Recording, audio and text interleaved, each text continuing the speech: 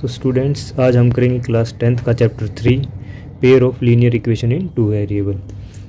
Chapter 3 है बेटा ये। तो इसको करने से पहले आपको पता होना चाहिए कि लीनियर इक्वेशन क्या होता है और टू वेरिएबल का क्या मतलब है, पेयर का क्या मतलब है। तो हम सबसे पहले इसी के बारे में बात करेंगे, उसके बाद मैं आपको इसकी जो मेन टेबल होती है वो सिखाऊंगा, क्योंकि उसी पे 3.1 पूरी डिपेंड है। तो सबसे पहले बेटा लीनियर इक्वेशन की बात करते हैं। लीनियर इक्वेशन मतलब जिसमें जो एक्सपोनेंट है, जो पावर है वेरिएबल के ऊपर, वो सिर्फ 1 रहेगी। ठीक है। अब बात करते हैं बेटा वेरिएबल की। वेरिएबल मतलब इसमें आपको टू वेरिएबल देखने को मिलेंगे। जैसे अगर आपको एक ए मिल रहा है तो दूसरा मिलेगा बी। ठीक है, टू वेरिएबल है इसमें आपको देखने को मिलेंगे। लीनियर इक्वेशन मैंने आपको बता दिया, पावर में सिर्फ 1 रहेगा, वेरिएबल के ऊपर 1 पावर रहेगी और 1 को हम लिखते नहीं, तो ये सीधा इस तरह से लिखा जाएगा। ठीक है, पावर में 2 नहीं होगा, पेयर मतलब ये जोड़े में होगा। दो इक्वेशन आपको मिलेंगी, एक फर्स्ट इक्वेशन एक सेकंड इक्वेशन। ठीक है, जैसे मैं बोल दूँ 2x + 3y - 9 = 0। ठीक है, अभी तो ये सिर्फ एक लीनियर इक्वेशन हुई है। इसने कहा भाई पेयर मतलब जोड़ा, तो एक और हमें लिखनी पड़ेगी। दूसरी में लिख दूँ 5x + 6y - 10 = 0। अब देखो ये दो लीनियर इक्वेशन है, मतलब ये पेयर भी है। ठीक है, टू वेरिएबल मतलब इसमें दो वेरिएबल भी हैं, x और y। ठीक है, और ये लीनियर भी है, क्यों? क्योंकि इसमें जो वेरिएबल के ऊपर पावर है वो 1 पावर है। ठीक है, 1 से ज़्यादा नहीं है। तो इस टाइप की जो इक्वेशंस होती हैं हम उसको बोलते हैं pair of linear equation in two variable. ठीक है, अब बात करते हैं बेटा इसकी टेबल की। उससे पहले मैं आपको बता दूं, जब हम इसके कोफिशिएंट को कंपेयर करते हैं, ठीक है, तो x वाला जो कोफिशिएंट हो इसको हम क्या मानते हैं बेटा, a1। इसमें हमारा a1 क्या हो जाएगा, 2। ठीक है, ये पहले मैं फर्स्ट इक्वेशन की बात कर रहा हूँ। जो y का कोफिशिएंट उसको हम मानेंगे b1 की वैल्यू क्या है 3, और जो कांस्टेंट टर्म होती है बेटा उसको मानेंगे c की वैल्यू है -9। ठीक है, इसी तरह जब हम सेकंड इक्वेशन में आएंगे तो इसको हम मानेंगे a2, x के कोफिशिएंट को a2 मानेंगे, y के कोफिशिएंट को बेटा b2 मानेंगे, और इसी तरह जो कांस्टेंट है वो हो जाएगा -10। ठीक है, तो इस तरह से हम इसके रेशियो को कंपेयर करेंगे a1 a2 से। ठीक है, a1/a2 b1/b2 c1/c2 इस तरह से। अब इसमें मेरे पास एक टेबल है, अब आपको मैं दिखा देता हूँ, ये वो टेबल है। ठीक है, इसको कैसे याद करना है इसकी मैं आपको ट्रिक बताऊँगा, ध्यान से सुनिएगा। तो सबसे पहले बेटा x - 2y लिख रखा है 0 और 3x + 4y - 20 लिख रखा है 0। ठीक है, तो देखो पेयर है ना, ये दो इक्वेशन है। ठीक है, और लीनियर भी है। अब इसके जब रेशियो को कंपेयर किया a1/a2 को, तो देखो x का कोफिशिएंट 1 था और इसमें सेकंड इक्वेशन में x का कोफिशिएंट 3 था, मतलब ये a2 था। ठीक है, इसी तरह b1 b2 क्या हो जाएगा, b1 - 2 और b2 नीचे वाले में कितना है 4 है। c1 इसमें तो c1 है ही नहीं ना, कांस्टेंट नंबर है नहीं, तो वो 0 मान लेंगे। और c2 इसमें कितना है -20। इस तरह से आप इसको कंपेयर कर सकते हो। ठीक है, जब आप किसी भी इक्वेशन को ऐसे कंपेयर करोगे, तो हमने जब इसके रेशियोज़ को कंपेयर किया तो हमें पता चला कोई भी रेशियो आपस में बराबर नहीं है। ठीक है, देखो 1/3 - 2/4 0/20 कोई भी इक्वल नहीं है आपस में। ठीक है, जब कोई भी इक्वल नहीं होता तो होता है बेटा इंटरसेक्टिंग लाइन। इसको आप कैसे लिंक करोगे कि मान लो बेटा ये एक घर में 3 फैमिली रहती हैं। ठीक है, और जब इस घर में घुसे तो हमें पता चला भाई तीनों फैमिलीज़ में एक दूसरे की नहीं बनती तभी तो इक्वल नहीं है ना आपस में। देखो नहीं बनती मतलब वो आपस में एक दूसरे की बात को काटते हैं। भाई फर्स्ट फैमिली बोल रही है ऐसा करना चाहिए, दूसरा बोलेगा नहीं ऐसा नहीं करना चाहिए, मतलब वो एक दूसरे की बातों को काटते हैं। और काटने का मतलब बेटा इंटरसेक्ट। ठीक है, तो आप इसको इस तरह से याद रखेंगे, इंटरसेक्टिंग लाइन। पहला ही अगर देखो फर्स्ट को ही कंपेयर करोगे तो ये अनइक्वल आ रहा है ना, तो उसी से आप समझ जाना भाई ये इंटरसेक्टिंग लाइन है। और मैंने आपको बता ही दिया भाई, घुसते ही जब हमने देखा कि ये तो आपस में लड़ाई झगड़ा कर रहे हैं, एक दूसरे की बातें काट रहे हैं, ठीक है, तो इंटरसेक्टिंग लाइन हो जाएंगी। ठीक है, और ये हो जाएगा बेटा कंसिस्टेंट, इसको आपको याद रखना है। ठीक है, इंटरसेक्टिंग लाइन कंसिस्टेंट। इसमें दो कंसिस्टेंट हैं, सिर्फ इसमें एक बात का याद रखना बेटा, मैं उसमें नीचे बताऊंगा, पहले इसको देख लो। अब जब हमने इसके रेशियो को कंपेयर किया तो सारे रेशियो इक्वल आ गए। जब इक्वल आ गए मतलब इस फैमिली में भाई इस घर में 3 फैमिली रहती है और तीनों की आपस में बहुत अच्छे से बनती है। ठीक है, मतलब वो सभी उनके सारे विचार एक जैसे हैं। एक जैसे मतलब कोइंसिडेंट का मतलब होता है जब हम ग्राफ करेंगे तो एक लाइन पे सारे पॉइंट आते हैं। ठीक है, तो जब इनके विचार भी सिर्फ पूरे एक टाइप के सभी के विचार हैं, ठीक है, तो मतलब वो कोइंसिडेंट लाइन हो जाएगी। सारे इक्वल तो कोइंसिडेंट लाइन और कंसिस्टेंट। अब इसमें अगर हम इसकी बात करें अलजेब्रिक इंटरप्रिटेशन की, तो इसमें क्या किया बेटा, कोई किसी भी फैमिली की नहीं बन रही थी, सारे अनइक्वल थे, जितने भी रेशियो थे अनइक्वल थे, मतलब एक ही सोल्यूशन है भाई, इनको अलग अलग करना पड़ेगा। ठीक है, ओनली वन सोल्यूशन मतलब यूनिक सोल्यूशन। अब इसमें जब हर सभी की बन रही है तो इनके पास कितनी भी समस्याएं आ जाए सभी को वही मिल के सोल्व कर सकते हैं, ठीक है। मतलब इनफाइनाइट मैनी सॉल्यूशन है इनके पास, इस तरह से इसको आप लिंक कर सकते हो। अब जो थर्ड है वो है भाई, इस फैमिली में हम गए तो क्या कि दो जो फैमिली हैं वो तो आपस में लड़ाई झगड़ा कर रही हैं, दूसरा जो है वो ठीक है, वो न्यूट्रल है, वो नहीं, वो किसी से लड़ाई झगड़ा नहीं करता, ठीक है। इस तरह से आप इसको लिंक करो। अब देखो ये पैरेलल क्यों है, इसको लिंक करने का तरीका क्या है भाई, ये वाली जो फैमिली है ये बीच में खड़ी है और ये दोनों आपस में लड़ती हैं, ठीक है। तो ठीक है, ये बीच में खड़ी और ये दोनों आपस में लड़ रही हैं, तो इसका क्या मतलब हुआ, ये पैरेलल लाइन तो होगी ना, ऐसी सीधी लाइनें हैं, तो ये पैरेलल है। इसको आप ऐसे लिंक कर सकते हो बेटा, ठीक है। मैं आपको सिर्फ याद करने का छोटा सा तरीका बता रहा हूँ ताकि आप इसको लिंक कर सको अपने वर्डों में, ठीक है। और ये हो जाएगा बेटा इनकंसिस्टेंट, इनको आपको याद रखना पड़ेगा, इस बात का थोड़ा सा ध्यान रखना। इनकंसिस्टेंट वही होगा जो जिसमें एक इक्वल होगा एक अनइक्वल होगा, बस ध्यान रखना, ठीक है। बाकी ये दोनों कंसिस्टेंट हो जाएंगे, जो इंटरसेक्ट होगा वो कंसिस्टेंट होगा, कोइंसिडेंट होगा कंसिस्टेंट होगा, पैरेलल इनकंसिस्टेंट होगा, बस इस बात का ध्यान रखना, ठीक है। और इस टाइप की जब सिचुएशन आती है बीच वाला तो फंस जाता है भाई कौन सी फैमिली के पास जाऊं, तो इसलिए इसके पास कोई सोल्यूशन नहीं बचता, तो आप इसको इस तरीके से याद कर सकते हो, नो सोल्यूशन, ठीक है। तो ये थी बेटा हमारी टेबल, इसको एक बार फिर वीडियो को देख लेना, अच्छे से लिंक करोगे तो अच्छे से आपको समझ में आ जाएगा, ठीक है। अब हम आते हैं क्वेश्चन नंबर फर्स्ट पे। क्वेश्चन नंबर फर्स्ट है क्लास 10th का एक्सरसाइज 3.1 अब हम अपनी स्टार्ट कर रहे हैं। 10 student of class 10th took part in A mathematics quiz, ठीक है। अब इसको थोड़ा सा समझने वाली बात है, ध्यान से देखना बेटा क्वेश्चन को, ठीक है, ठीक है। 10 स्टूडेंट ऑफ क्लास X, अब ये जो एक्सरसाइज है ये है लीनियर इक्वेशन इन 2 वेरिएबल, तो हमें इसमें 2 इक्वेशन हमेशा बनानी पड़ेंगी, उनको कंपेयर करेंगे, ठीक है। 2 वेरिएबल भी इसमें रहेंगे, ध्यान रखना इस बात का।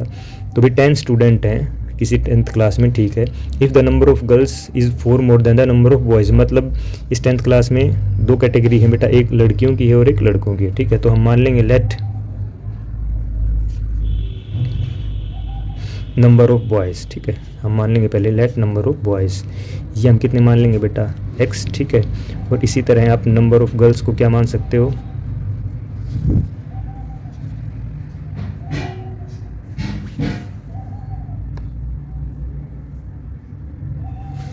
नंबर ऑफ गर्ल्स क्या हो जाएंगी बेटा, वो हो जाएंगी y, ठीक है।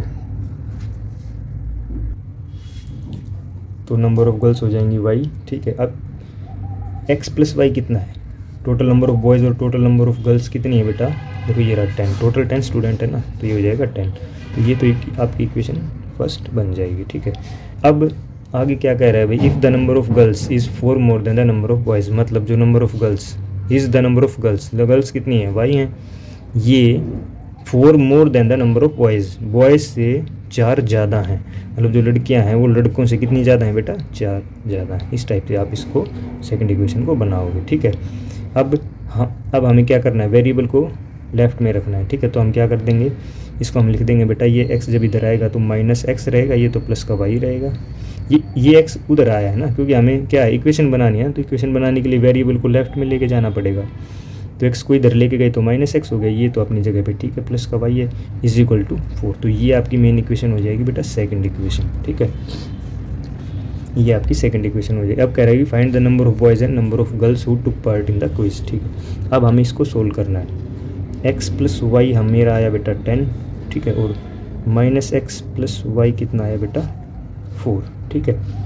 जब आप इसको प्लस करोगे तो क्या होगा भाई, ये प्लस का ये माइनस का ये कैंसिल आउट हो जाएगा, और y प्लस के हैं दोनों, तो ये हो जाएगा 2y इज इक्वल टू 14, तो y इज इक्वल टू कितना हो जाएगा, पहले हमने ऐसे वेरिएबल की वैल्यू निकालना सीख रखा है, ये 2 आ जाएगा मल्टीप्लाई में, इधर यहाँ पे तो मल्टीप्लाई में, उधर जाके ये डिवाइड में आ जाएगा, जब ये डिवाइड में आएगा तो 2 1 जा 2, 2 7 जा 14, तो y की वैल्यू आएगी आपकी 7, ठीक है। और 7 क्या है बेटा, हमारी गर्ल्स हैं, ठीक है। y की वैल्यू देखो, y कितना है, y हमने गर्ल्स को माना था, और x कितना आ जाएगा, आप इस या कोई किसी भी एक इक्वेशन में x की वैल्यू पुट कर दो, या तो इसमें या इसमें, ठीक है।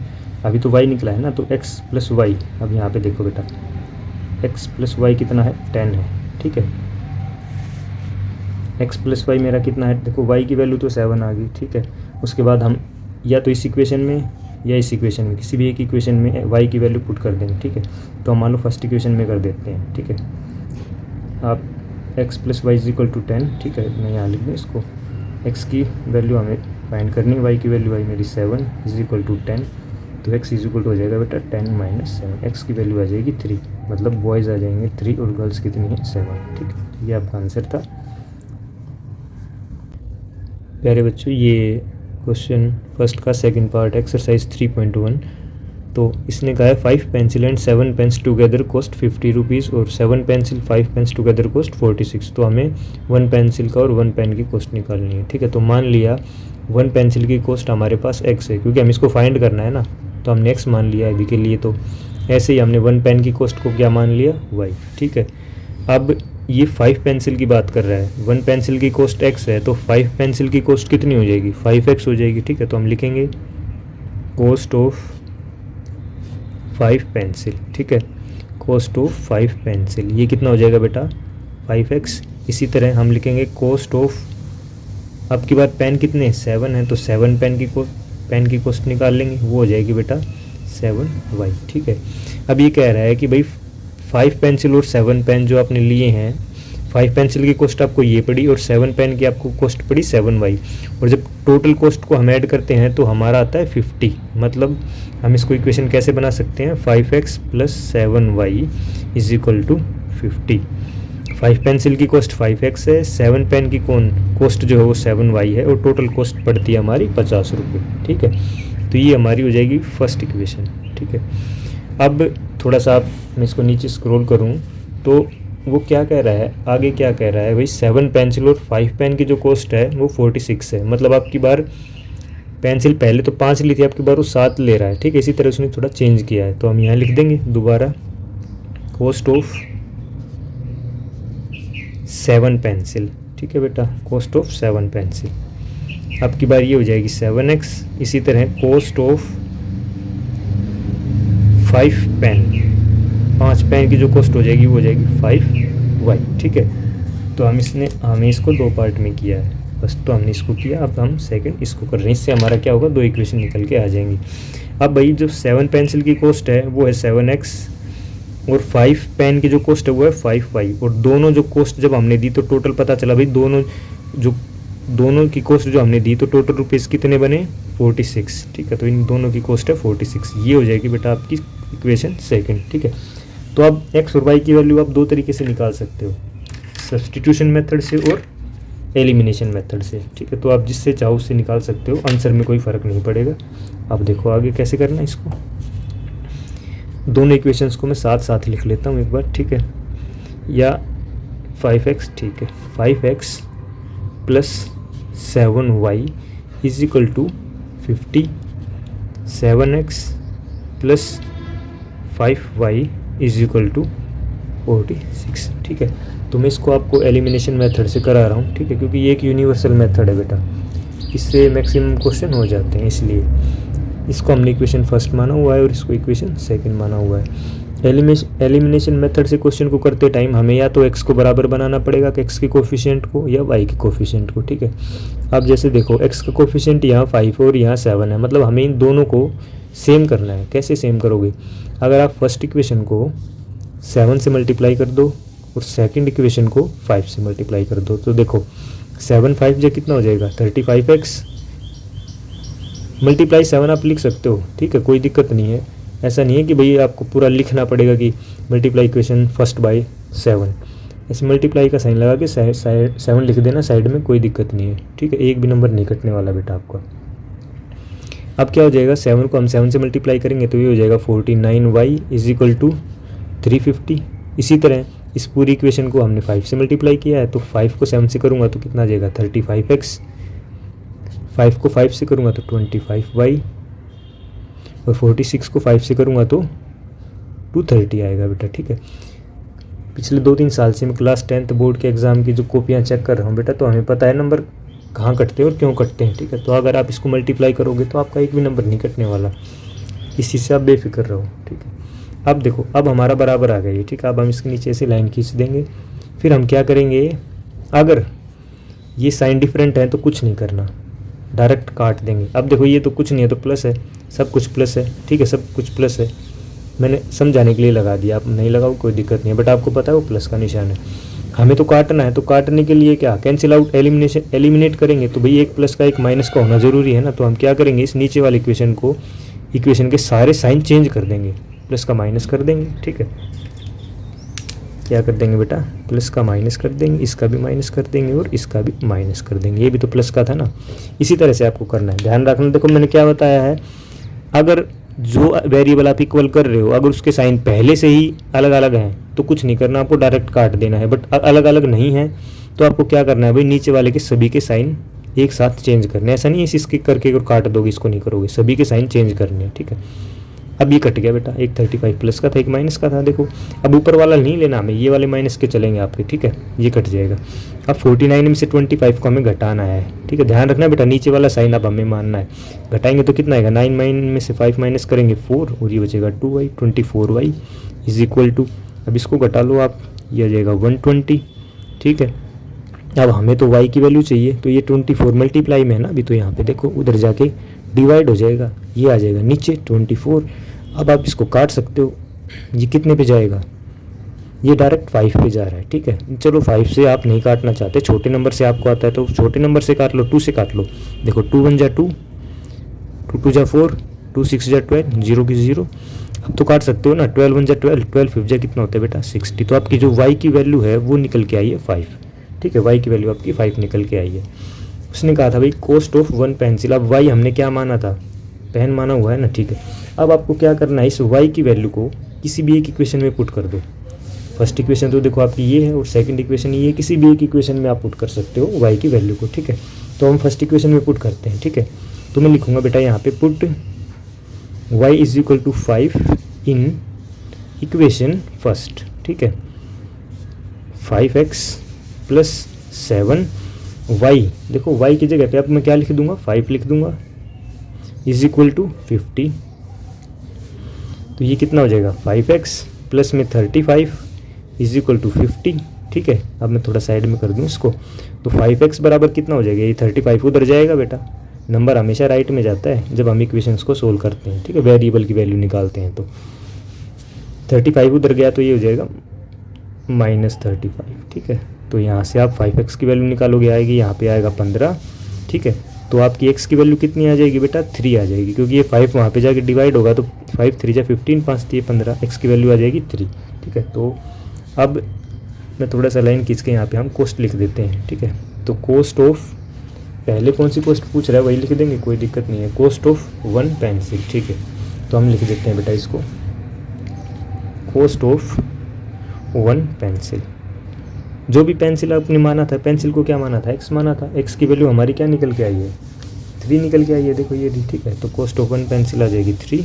और इसी तरह हम लिख देंगे कॉस्ट ऑफ 1 पेन। पेन हमने क्या माना था, x मान, y मान रखा है, तो y कितना है 5, तो कॉस्ट ऑफ 1 पेन आ जाएगी 5। तो इस तरह से आप इस क्वेश्चन को सोल्व कर सकते हो। ठीक है, एग्जाम पॉइंट ऑफ व्यू से काफ़ी इंपॉर्टेंट क्वेश्चन है बेटा, आ सकता है, क्योंकि थोड़ा सा लेंथी क्वेश्चन है तो 3 नंबर का ही क्वेश्चन आ सकता है। तो प्यारे बच्चों, एक्सरसाइज 3.1 का क्वेश्चन सेकंड आपके सामने है। इसने कहा है कि आपको इन दोनों वेरिएबल्स को कंपेयर करना है, इसके रेशियोज़ को देखो, और आपको बताना है कि ये भाई इंटरसेक्ट है, पैरेलल है या कोइंसिडेंट है। ठीक है, तो अब देखो हमारी जो टेबल है ना वो रिवाइज हो जाएगी, मैं आपको साथ साथ अब इसको रिवाइज करा दूंगा। तो सबसे पहले हम इसके रेशियोज़ को कंपेयर करते हैं। ठीक है, देखो यहाँ लिख देता हूँ मैं साइड में ही, A1 कितना है बेटा मेरा 5। ठीक है, B1 कितना है -4, C कितना है 8, C1 कितना है 8। ठीक है, इसी तरह सेकंड इक्वेशन में हम A2 मानेंगे, A2 कितना है आपकी बार 7, B2 कितना है 6, C2 कितना है -9। अब A1 A2 तो मानना पड़ेगा ना बेटा, क्योंकि वो फर्स्ट इक्वेशन है, ये सेकंड है, दोनों में A1 करेंगे तो फिर ऐसे होगा नहीं ना। ठीक है, अब चलो इसकी कंपेयर करते हैं भाई, A1 अपॉन A2 5/7 है। ठीक है, B1 अपॉन B2 -4/6 है, C1/C2 कितना है 8/-9। अब हमने देखा भाई ये कोई भी इक्वल नहीं है आपस में। ठीक है, कोई भी आपस में इक्वल नहीं है। ठीक है, तो हम इसमें नॉट इक्वल टू का साइन लगा देंगे। ठीक है, रेड पेन यूज़ कर रहा हूँ ताकि आपको थोड़ा विजुअलाइजेशन अच्छे से हो जाए। कोई भी इक्वल नहीं है, जब कोई भी इक्वल नहीं होता है, मतलब जैसे ही हम घर में घुसे भाई सब आपस में लड़ाई झगड़ा कर रहे हैं, सब आपस में एक दूसरे की बातों को काट रहे हैं, तो मतलब इंटरसेक्ट एट ए पॉइंट। ठीक है, इसका जो आंसर हो जाएगा वो हो जाएगा intersect at A point, intersect at A point. ठीक है, तो अब आ जाओ बेटा सेकंड में। इसके भी हम जो रेशियोज हैं उसको कंपेयर कर लेते हैं। अभी A1 कितना है इसमें 9, B1 कितना है 3, C1 कितना है 12। सेकेंड इक्वेशन में A2 कितना है 18, B2 कितना है 6, C2 कितना है 24। चलो अब इसके रेशियो को कंपेयर करते हैं, लिख लेते हैं A1 upon A2, B1 upon B2, C1 upon C2। Minus है कहीं तो माइनस लगा देना, इस बात का ध्यान रखना। जैसे हमने यहाँ पे माइनस था ना कोफिशिएंट इसका, तो माइनस लगा दिया था हमने। अब हमने देखा, देखो बेटा अभी ये सिंपलेस्ट फॉर्म में करना है अभी इसको आपको। ठीक है, अभी ये सिंपलेस्ट फॉर्म में है नहीं। देखो 9 1 जा 9 और 9 2 जा 18, कितना हो जाएगा ये 1/2। 3 1 जा 3, 3 2 जा 6, 1/2। 12 1 जा 12, 12 2 जा 24। तो सभी आपके क्या आएंगे 1/2 1/2 1/2 आएंगे। ये आप करके दिखा सकते हो। ठीक है, आप इसको नीचे लिख देना यहाँ पे 1/2 काटने के बाद is equal to 1/2 is equal to 1/2। यहीं काट के छोड़ना चाहो कोई दिक्कत नहीं है। अब देखो ये सारे इक्वल हैं, मतलब भाई अब ये फैमिली कैसी है, कितनी अच्छी फैमिली है, सारे इक्वल हैं, सारी सभी की बातें जो विचार मिलते हैं, मतलब ये क्या हो जाएगा कंसिस्टेंट, कोइंसिडेंट। ठीक है, कोइंसिडेंट बताया था ना, एक लाइन पे जब सारे पॉइंट हो वो कोइंसिडेंट होता है, कोइंसिडेंट। तो हम यहाँ पे लिख देंगे कोइंसिडेंट। अब देखो मैं फैमिली से इसको मैं इसके लिंक बना रहा हूँ इसके। ठीक है, कि भाई हम इसको फैमिली मान रहे हैं तो ऐसे ऐसा है, तो आपको अच्छे से याद हो जाएगा ये, और ये क्वेश्चन बेटा आ सकता है एग्जाम में। तो थर्ड है, इसके भी हम रेशियोज़ को कंपेयर कर लेंगे। A1 है 6, A2 है 2। ठीक है, इसी तरह B1 कितना है -3, इसमें जो B2 है वो कितना है -1। अब बेटा कुछ नहीं है तो 1 है ना वहाँ पे। C1 कितना है 10 और यहाँ पे C2 कितना है 9। अब इसके रेशियोज़ को लिख लें 6/2 -3/-1 10/9 इस तरह से। ठीक है, अब हम इसको काट सकते हैं। देखो ध्यान से देखना बेटा, इसको माइनस से माइनस तो कैंसिल हो जाएगा, 2 1 जा 2, 2 3 जा 6, मतलब ये आया 3/1। इधर माइनस से माइनस कट गया तो ये भी 3/1 था, ये है 10/9। ठीक है, अब इसको ध्यान से देखो, ये तो दोनों इक्वल है बट ये इक्वल नहीं है। ठीक है, तो अनइक्वल का साइन मैं लगा देता हूँ। इस टाइप ये जो टाइप है ये कौन सी है भाई, ये वाला बेचारा पजल रहता है, इसके साथ जाऊँ या इसके साथ जाऊँ, क्योंकि ये दोनों तो झगड़ते रहते हैं। तो इसमें क्या हो जाएगा, इसमें बताओ, इस टाइप में हम इसको क्या लिख सकते हैं। देखो ये रहा पैरेलल, ये तो बीच में खड़ा हो गया ना, ये दो फैमिली इधर है, इधर ये सोच रहा है बेचारा भाई मैं इधर मिलूँ या इसके साथ मिलूँ। ठीक है, तो मतलब ये पैरेलल लाइन में खड़े हैं दोनों फैमिली और ये बीच का है। तो मैंने आपको ऐसे लिंक बताया था। ठीक है, तो मैं इसका आंसर में क्या लिख सकता हूँ, पैरेलल। पैरेलल लाइंस लिखो या सिर्फ पैरेलल लिख के छोड़ दो, क्योंकि इसमें क्वेश्चन में तो सिर्फ पैरेलल लिखा होगा, कोई दिक्कत नहीं है। ठीक है, तो मुझे उम्मीद है बेटा आपको ये अच्छे से समझ में आ रहा होगा। अगर आप नए हैं मेरे यूट्यूब चैनल पे तो चैनल को सब्सक्राइब जरूर करिएगा। अच्छे से अच्छा कंटेंट मैं डालता रहूँगा आपके लिए, प्रत्येक एक्सरसाइज, प्रीवियस ईयर पेपर्स, ठीक है, मेंटल मैथ्स के क्वेश्चन और भी बहुत सारी चीज़ें। ठीक है, और प्रत्येक कमेंट का आपको रिप्लाई भी मिलेगा। चलो आप क्वेश्चन 3 करते हैं। तो प्यारे बच्चों क्वेश्चन 3 आपके सामने है। इसमें भी ऐसी 2 इक्वेशंस आपको दे रखी हैं। पहले वाले क्वेश्चन में इक्वेशन को उसमें नीचे लिखा गया था, इसमें साइड में लिखा हुआ है 2 इक्वेशन है, एक फर्स्ट ये सेकंड ये। ठीक है, इसमें आपको पजल होने की बात नहीं है, फर्स्ट ये और सेकंड ये है। इसमें भी कह रहा है भाई रेशियो को कंपेयर करना है, उसके बाद आपको बताना है कंसिस्टेंट है या इनकंसिस्टेंट है। ठीक है, इट्स सो सिंपल। तो चलो कंपेयर करते हैं। A1 = 3। ठीक है, और अब साथ साथ में हम लिख दें इसको, चलो ऐसे ही कर लो आप। B1 कितना है 2 और C1 कितना है 5। इसमें A2 कितना है बेटा 2। इसमें B2 कितना है B2 -3 और C2 कितना है 7। अब चलो कंपेयर करके देखें। 3/2 = 2/-3 = 5/7। ठीक, अब देखो इसमें तो कोई भी नहीं मिल रहा किसी से भी, और जब जाते ही किसी घर में हमने देखा भाई जाते ही झगड़ा स्टार्ट हो गया इनमें, मतलब एक दूसरे की बातों को काटते हैं, और जो काटने वाली चीज़ है उसमें क्या होता है बेटा कंसिस्टेंट। इनकंसिस्टेंट सिर्फ एक केस में होगा, किस केस में, जिसमें तीनों में से एक फैमिली की बनती नहीं होगी सिर्फ, ठीक है, बाकी की बन रही है। जैसे कि मैं आपको टेबल दिखा दूं ताकि आपको थोड़ा सा माइंड में आ जाए। ये वाला 3 फैमिली हैं, सिर्फ एक फैमिली तो ठीक है, बाकी ये 2 फैमिली आपस में इनकी नहीं बनती। मतलब कहने का मतलब है बेटा, जब 3 इनके रेशियोज़ को कंपेयर करोगे, जब एक रेशियो अनइक्वल आ जाए तो वो इनकंसिस्टेंट है। बस आपको ये वाली कंडीशन याद रखनी है, बाकी में कंसिस्टेंट ही आएगा। तो इसको मैं लिख सकता हूँ क्या, ये हो जाएगा बेटा कंसिस्टेंट। ठीक है, कंसिस्टेंट। इनकंसिस्टेंट तो एक ही केस में आएगा, जब 3 रेशियो में से कोई एक रेशियो होगा जो अनइक्वल होगा। ठीक है, इसमें तो तीनों रेशियो अनइक्वल हैं, तो ये कंसिस्टेंट हो जाएगा। ठीक है, अब इसके रेशियोज़ को हम कंपेयर कर लें। A1 कितना है 2, B1 कितना है -3, C1 कितना है बेटा 8। A1 B1 C1। अब A2 4, B2 यहाँ 1 लिख देना, B2 -6, C2 9। चलो अब इसके रेशियोज़ को हम कंपेयर करें। 2/4 -3/-6 8/9। अब ध्यान से देखो बेटा, आप माइनस से माइनस कैंसिल आउट, 3 1 जा 3, 3 2 जा 6, 2 1 जा 2, 2 2 जा 4। कटेगा तो काटना ज़रूरी है, ताकि आपको आसानी से शो हो जाए, आपको दिख जाए कि हाँ कौन सा इक्वल है कौन सा इक्वल नहीं है। अब देखो ध्यान से, इसमें क्या हो रहा है भाई, फर्स्ट वाला इक्वल है, सेकंड वाला इक्वल नहीं है। अभी आपको 1 सेकंड पहले ही मैंने आपको टेबल दिखाई थी, जब तीनों रेशियोज़ में से कोई भी एक रेशियो अनइक्वल हो तो उस केस में हम क्या हो जाता है, ये इनकंसिस्टेंट। ठीक है, उस केस में इसको बोलते हैं इनकंसिस्टेंट। ठीक है, थर्ड में आ जाओ।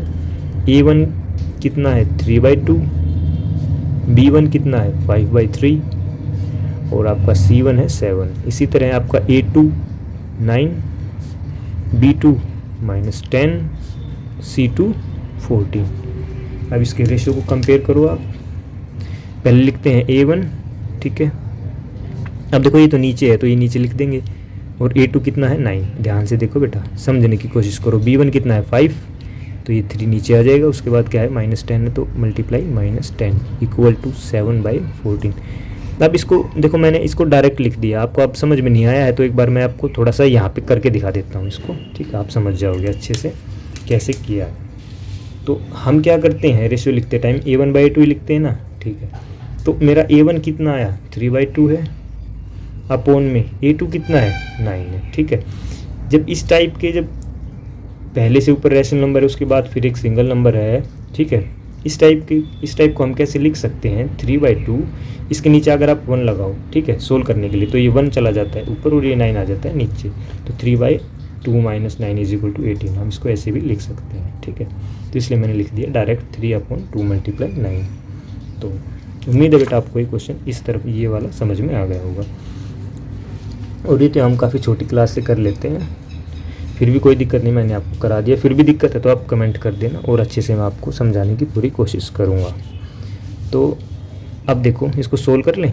3/18, 5/-30, भाई माइनस है ना ये तो 10 × 3 30 तो आएगा, बट ये माइनस है और ये प्लस है, प्लस माइनस मल्टीप्लाई में माइनस का साइन लगाते हैं, ये हो जाएगा 7/40। ठीक है, एक बार हम चेक कर लें कोई गलती तो नहीं है, नहीं है। ठीक है, इसको काट लो। 3 1 जा 3, 3 6 जा 18, 5 1 जा 5, 5 6 जा 30, 7 1 जा 7, 7 2 जा 14, 1/6, 1/-6, 1/2। अब ये माइनस आप बीच में भी लगा सकते हो। ठीक है, कोई दिक्कत नहीं है बेटा, नीचे लगाओ बीच में लगाओ कोई बात नहीं, बट ये इक्वल नहीं होंगे क्योंकि ये माइनस का और ये प्लस का है। ठीक है, ये तीनों अनइक्वल हैं। जब तीनों अनइक्वल हैं उस कंडीशन में भी हम क्या लिखते हैं बेटा, इसको कंसिस्टेंट। ठीक है, तो अभी इसके 2 पार्ट और बचे हैं, शायद वो भी हम कर लेते हैं। ठीक है, उसके बाद नेक्स्ट क्वेश्चन की तरफ मूव करेंगे। इसमें भी आप कंपेयर करोगे तो A1 आपका आएगा 5, B1 आपका आएगा -3 और C1 आपका आएगा 11। ठीक है, इस तरह से इसको कंपेयर करोगे तो A2 इसमें कितना है -10, B2 इसमें कितना है 6, C2 कितना है -22। अब इसके रेशियोज़ को कंपेयर करो। 5/-10 A1/A2, B1/B2 कितना है -3/6, C1/C2 कितना है 11/-22। ठीक है, अब माइनस ऊपर हो या नीचे, ठीक है, वो आगे बीच में ही माइनस लग जाता है। ठीक है, जैसे आप, मैं इसको करा के दिखा दूंगा, आप नहीं भी लगाओगे तब भी ये इक्वल ही हैं। बस मैं ये कहना चाह रहा हूँ कि बेटा ये इक्वल है। 5 1 जा 5, 5 2 जा 10, 3 1 जा 3, 3 2 जा 6, 11 1 जा 11, 11 2 जा 22। कटने के बाद सभी क्या आ गए, 1/2 -1/2, ये भी -1/2 और ये भी -1/2। अब तीनों माइनस कैसे हैं, तो ये सब में माइनस आया हुआ है इसलिए। अब आपने देखा सर ये तीनों रेशो तो आपस में इक्वल हैं, बिल्कुल सेम है। तो जब रेशो इक्वल होते हैं तो वो कंसिस्टेंट होता है या इनकंसिस्टेंट होता है बेटा, होता है कंसिस्टेंट। इनकंसिस्टेंट एक ही केस में होगा, वो आपको बता दिए जब तीन रेशो में से कोई एक अनइक्वल होगा, ठीक है। आप बस उसका ध्यान रखना, बाकी की तो हमने फैमिली से हमने सभी लिंक जोड़ लिए थे। इसी तरह से आप इसमें आ जाओ, इसमें कैसे करना है देखो। A1 कितना है 4/3, B1 कितना है 2, C1 कितना है 8, इसी तरह A2 2, B2 3 और C2 कितना है 12, ठीक है। A2 B2 C2 लिखते टाइम हम बेटा सेकंड इक्वेशन को कंपेयर कर रहे हैं कोफिशिएंट्स को, ठीक है, और A1 B1 C1 मन फर्स्ट वाली इक्वेशंस को कंपेयर करते हैं। अब इसके रेशो को लिख लेते हैं भाई, ठीक है। A1/A2 लिखते हैं ना हम, देखो आप इसको थोड़ा सा मैं आपको अच्छे से और बता दूं, बाकी आपको इसकी लिखने की जरूरत है नहीं, ठीक है। इसको लिखोगे फिर इसको लिखोगे तो छोड़ो, इसको छोड़ो ही, ठीक है। हम डायरेक्ट ही ऐसे ही करेंगे। कई बार NCERT एग्जाम्पल में क्या कुछ ज़्यादा ही खोल के दिखा देता है, हमें ऐसा कुछ करना नहीं है, हमें सिर्फ अपने रेशियोज लिखने हैं। A1/A2 लिखेंगे, फिर 4/3/2, फिर B1/B2। अब दोनों को बार बार क्यों लिखना है, तो हम ऐसे लिख लेंगे 4/3 इंटू में 2, अभी बताया था ना ये 3 और ये 2 नीचे, ये 2 तो नीचे आएगा ही, और ये अपॉन में था तो ये भी नीचे ही आएगा, इक्वल टू 2/3। ये तो इसमें तो सिंपल है, ये हो जाएगा 4/6, 2/3, 8/12, ठीक है। इस तरह से हम इसको नंबर को लिखेंगे।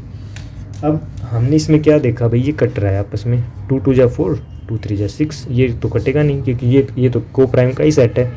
4 2 जा 8, 4 3 जा 12। अब ये आया था 2/3, ये 2/3, ये भी 2/3, इसमें भी क्या है तीनों इक्वल है इसकी तरह, तो ये भी क्या हो जाएगा बेटा कंसिस्टेंट हो जाएगा, ठीक है।